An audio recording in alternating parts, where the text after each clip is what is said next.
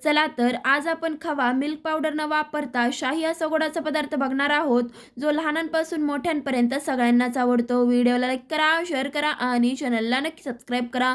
त्यासाठी मी इथे 1 किलो गाजर घेतला आहे. घेतलेलं गाजर किसून घेऊ. तुम्ही बघू शकता इथे मी हे सगळं गाजर किसून घेतलं आहे. किसलेलं गाजर कढईमध्ये घालून हलकंसं परतवून घेऊ. गाजर परतवून झाल्यावरती आता आपल्याला ह्यामध्ये पाववाटी साजूक तूप घालून हा किस तुपावरती छानपैकी असा परतवून घ्यायचा आहे. किस परतवून झाल्यावरती 1 पेला दुधावरची मलाई घालून मिक्स करून घेऊ. ही मलाई ह्या किसामध्ये पूर्णपणे मिक्स करून झाल्यावरती 1 किलो गाजरासाठी आपल्याला 250 ग्राम साखर घालून घ्यायची आहे. लक्षात ठेवा हे परफेक्ट प्रमाण आहे. ह्या पद्धतीने जर तुम्ही गाजराचा हलवा बनवला तर विकतचं खाणं विसरून जाल. ही साखर पूर्णपणे मिक्स करून झाल्यावरती मिश्रण थोडंसं पातळ दिसतं. मिश्रण घट्ट झालं की भरपूर सारे काजू, बदामाचे तुकडे घालून मिक्स करून तयार झाला आपला शाही गाजराचा हलवा. धन्यवाद.